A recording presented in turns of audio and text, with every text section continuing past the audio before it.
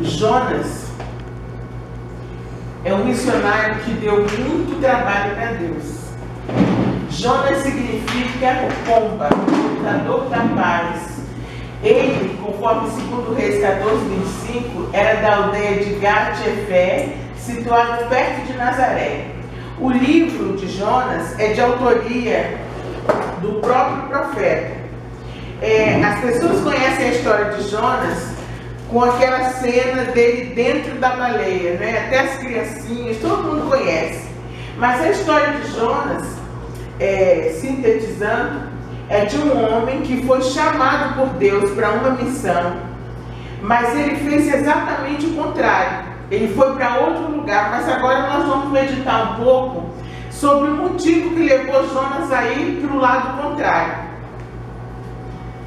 O livro de Jonas foi escrito 60 anos antes da tomada do Reino do Norte de Israel pelos assírios. Ainda que tendo sido um arauto do Senhor, considerado um profeta de Israel na sua missão, Jonas então é um missionário. Porque essa não foi a primeira vez que Deus mandou Jonas fazer alguma coisa, não é? Ele era um profeta do Senhor. Na cidade, a razão da misericórdia de Deus. Na cidade de Nínive eram 600 mil pessoas, mas havia 120 mil pessoas que não sabiam a diferença entre a mão direita e a mão esquerda. E um representativo da cidade, sendo das crianças na faixa de 1 a 4 anos. Portanto, a quinta parte da população. E havia também nela milhares de vidas saturadas pelo mal, carentes de salvação. Vou explicar. O pedido de Deus para Jonas é que ele fosse àquela cidade de Nínive e pregasse para eles. Só que nós vamos ver no próximo, pode passar, que era uma cidade que era completamente tomada pelo pecado. As pessoas faziam tudo o que não devia, eram pessoas ímpias. E Jonas, como ele não sentia amor por aquelas pessoas, ele achava que aquela cidade tinha que ser destruída. Então, apesar de ser um homem chamado por Deus, ele não sentia o que Deus sentiu. Porque quando Deus diz que vai destruir, que vai matar, que vai dizimar um povo ou alguma coisa, ele sente. A vontade de Deus não é que a gente vá para o inferno, não é que a gente se separe dele. A vontade de Deus é que a gente se arrependa para que ele possa nos curar e nos transformar. E Jonas não teve essa sensibilidade. Ele achou, como nós muitas vezes achamos, fulano é mau mesmo, é pecador mesmo, tem mais aqui para o inferno, que queime no inferno. A gente não tem a sensibilidade que Deus tem de pegar aquela pessoa como o homem da cruz. No último minuto, a esperança de Deus é que no último minuto a gente ainda se arrependa para que Deus possa fazer alguma coisa por nós. Pode ir. Nínive é chamado de lugar do peixe. Era a maior cidade da época. A sua população era calculada em 600 mil habitantes. Era a capital do Império Assírio, da Síria. Era não somente grande, mas poderosa. A própria Bíblia diz: ora, Nínive era muito importante para Deus.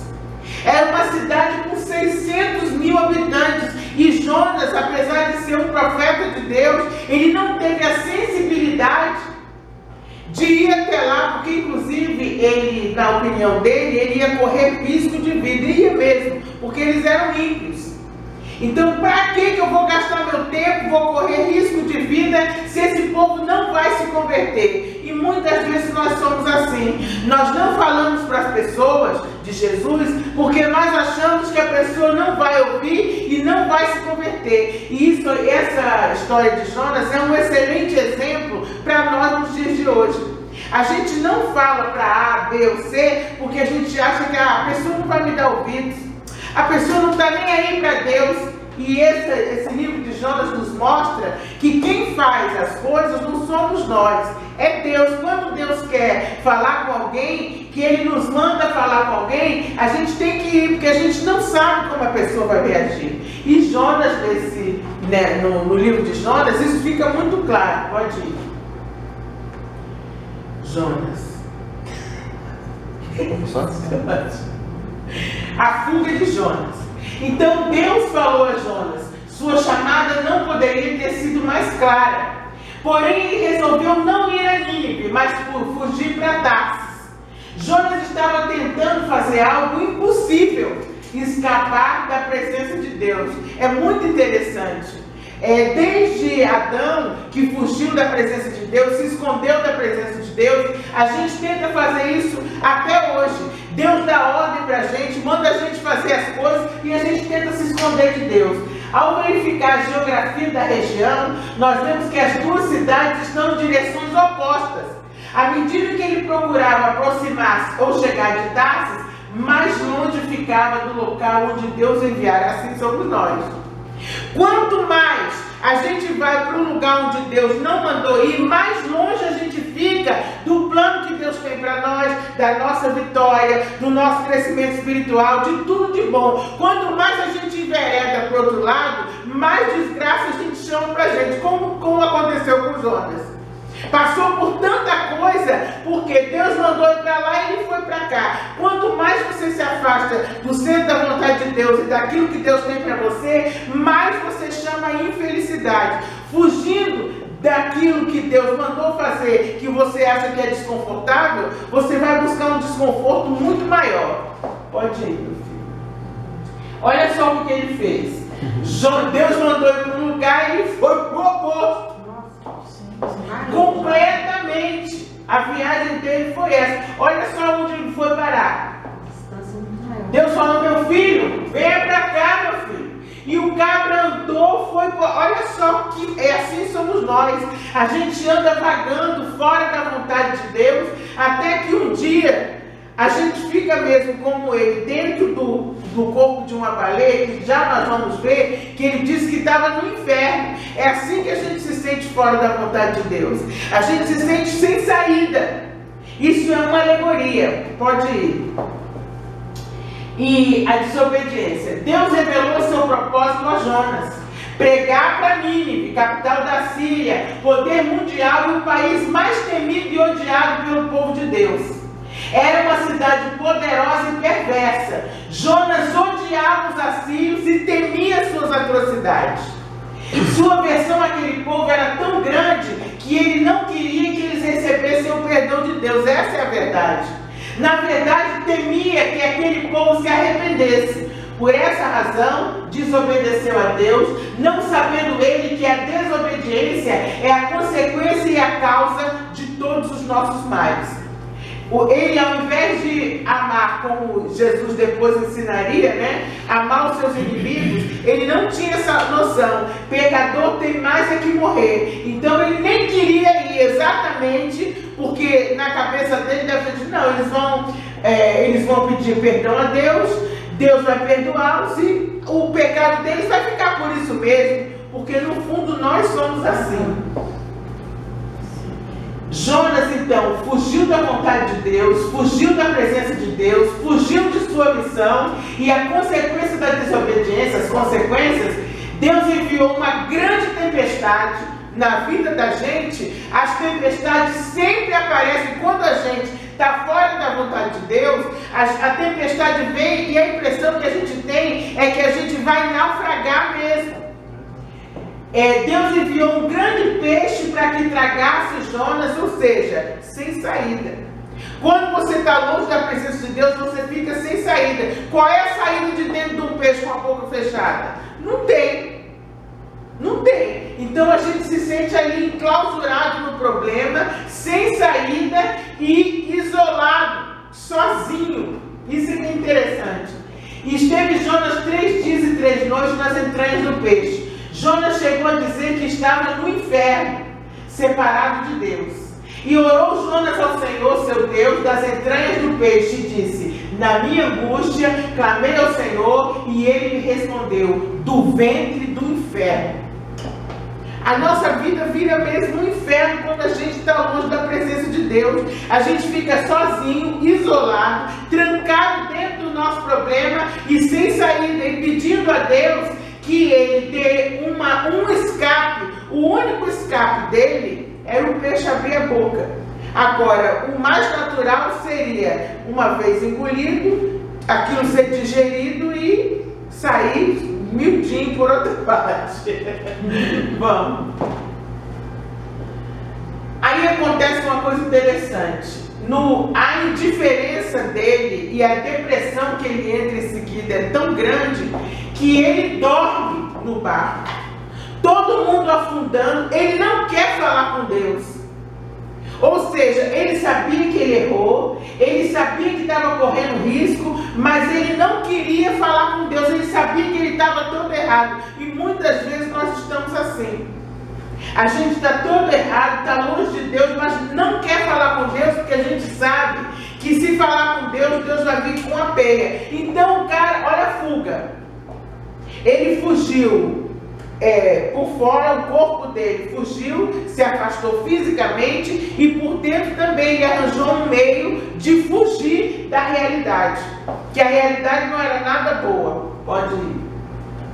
A insensibilidade de Jonas. Em meio a forte tempestade, ele dormia no porão do navio. Talvez por causa do cansaço, exaustão, pressão, ao invés de buscar Deus, já que o barco estava prestes a ir a pique, e preocupava-se apenas consigo mesmo. Os atos de Jonas não incomodavam sua consciência.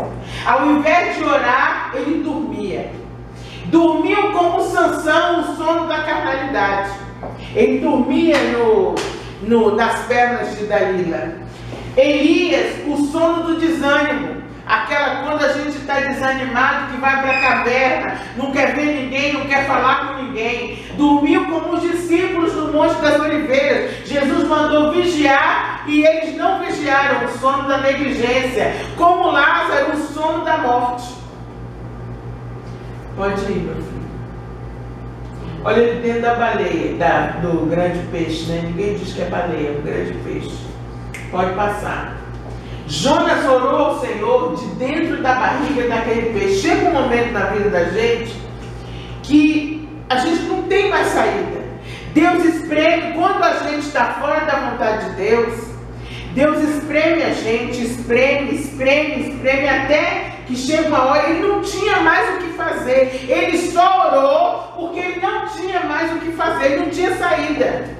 Tanto que na hora da tempestade ele ia morrer junto com os outros, mas ele não se dignou a orar. Mas quando ele se viu sozinho, o nosso problema é esse.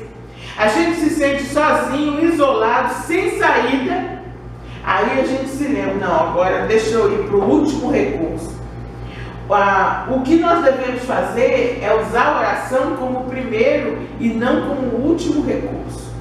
E Jonas, ele usou a oração como o último recurso. Ele lembrou que Deus é misericordioso. E também tem outro problema, quando a gente está fora da vontade de Deus, a gente fica com medo de Deus dar uma bronca na gente.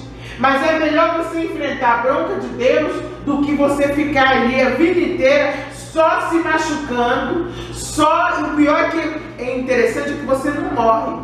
Você fica ali, você pede a morte, mas a morte não vem. Deus não resiste à oração do servo arrependido. Então Deus lhe deu uma outra oportunidade. E com essa oportunidade que Deus deu a ele devia, só assim ele caiu em si e começou a pensar no povo. Mas mesmo assim, ele não foi imediatamente, agora eu vou lá falar com o povo e eles vão se converter, não. Deus usou de misericórdia com ele. Ele estava todo errado, assim como o povo. Por que Deus fez isso? Deus fez isso para mostrar para ele e mostrar para nós, muitas vezes, você está acusando o povo de ser pecador, de estar fazendo tudo errado, tu acha que tu é muito santinho? Olha aí você, eu mandei fazer uma coisa, você fez outra. Pode passar. Ele foi cuspido do peixe. O peixe então vomitou o profeta, certamente no litoral palestino. E pela segunda vez veio a palavra do Senhor a ele. Jonas foi mais feliz do que outros que só receberam uma chamada. A gente tem que ficar esperto, porque às vezes Deus chama uma vez só. Se você não ouvir, como é que faz? E dessa vez ele levantou-se e seguiu na direção certa. A Escritura diz: viu Deus o que fizeram, como se converteram do seu mau caminho, e Deus se arrependeu do mal que tinha dito lhes faria e não fez. Aí ele foi para onde Deus mandou. E aconteceu exatamente como aconteceu com ele. Ele também se arrependeu do que ele tinha feito de errado, e a cidade de Nínive também. Pode ir. Qual é o sono que você está dormindo? Às vezes, isso aqui, essa mensagem, foi para despertar a gente. Muitas vezes a gente está dormindo um sono de fuga. A gente não quer fazer o que Deus quer que a gente faça, porque Deus nos dá ordem, nos manda fazer coisas. E a gente fica nesse sono de fuga. Desperta. Não durmamos, pois, como os demais, mas vigiemos e sejamos sóbrios. Desperta tu que dormes e levanta-te dentre entre os mortos, e Cristo te esclarecerá. Às vezes a gente fica nesse sono como que de morto. A gente tem que despertar para que Cristo nos esclareça, inclusive, a nossa chamada, que é já a hora de despertarmos do sono, porque a nossa salvação está agora mais perto de nós do que quando aceitamos a fé. Amém? Isso foi a minha primeira vez, eu botei tudo fora de ordem. Pode. Jonas ficou irado porque Deus poupou Nínive. Ele queria que os habitantes rebeldes fossem destruídos. Jonas achou que não valeria a pena correr riscos porque os ninivitas não se arrependeriam. Em seguida, ele desejou morrer porque essa destruição não mais aconteceria. É interessante, né? Mesmo passando por tudo aquilo... Estou lendo ali embaixo. O olho de peixe morto. Não, estou lendo ali embaixo. Mesmo passando por tudo aquilo, ele em seguida desejou morrer porque essa destruição não ia acontecer. Ele esqueceu tão rapidamente da misericórdia que recebeu de Deus quando estava dentro do peixe. Ele ficou muito feliz quando Deus o salvou, mas virou-se quando Nínive foi salva. É engraçado, né? Pode ir. Aí, Deus fez para ele uma boboreira. Ele estava arrasado e Deus fez nascer uma boboreira, um pé de abóbora. E essa boboreira deu sombra para ele enquanto ele dormia. E ele se sentiu confortável ali naquela sombra. Aí Deus foi e matou a boboreira, secou ela todinha. Ele ficou arrasado, mas arrasado, e instou com Deus. Por que Deus não teve misericórdia da boboreira e secou a bichinha? Por que Deus fez aquilo? Aí ele disse: você teve misericórdia dessa boboreira, mas não teve misericórdia das 600 mil vidas na cidade de Nínive. E muitas vezes nós somos assim. Deus dá tanta coisa boa para o nosso conforto. Se a gente for olhar bem, a gente não tem motivo para ficar assim, como Jonas, reclamando e murmurando por causa das coisas. Deus nos dá esse conforto, a boboreira, como se fosse a sombra do Senhor sobre nós. E aí, quando ele tira aquela sombra, Jonas fica assim, arrasado. Mas o Senhor não teve misericórdia, a plantinha não fez nada, o Senhor secou a bichinha. E mais, não teve misericórdia de mim que fiquei no sol. Aí Deus vai e insta com ele: mas cara, você não teve misericórdia de 600 mil vidas. Pode ir. Jonas ficou arrasado quando viu a planta que fornecia sombra a ele perecer, mas não ficou sensibilizado com a tragédia que atingiria Nínive. Apesar de ter desfrutado da misericórdia de Deus para com ele ao salvá-lo do peixe, e de saber que Deus é um Deus clemente e misericordioso, tardio em irar-se, de grande beneficência, não podia concordar com Deus e poupar Nínive. Nós somos assim, é muito interessante. Pode ir, querido. O incidente da boboreira serviu para mostrar ao profeta o egoísmo de sua atitude. Ele podia lastimar a falta da boboreira porque desfrutou da sua sombra, mas estava disposto a ver uma grande cidade com todos os seus moradores varrida com a destruição e ele não fazer nada. Quando a gente não faz nada, quando a gente vê a população do mundo inteiro indo para o inferno, a gente está agindo exatamente como Jonas. Não somos o foco e nem o centro do mundo. O exclusivismo é contrário ao espírito missionário. A mensagem de Jonas é que Deus é o Deus não apenas dos judeus, mas também dos gentios, e quer usá-los para alcançá-los. Ô Jesus, de novo. Acontece. O arrependimento de Jonas é a misericórdia de Deus. Jonas obedece à voz de Deus e vai a Nínive. E pregava e dizia: ainda 40 dias e Nínive será subvertida.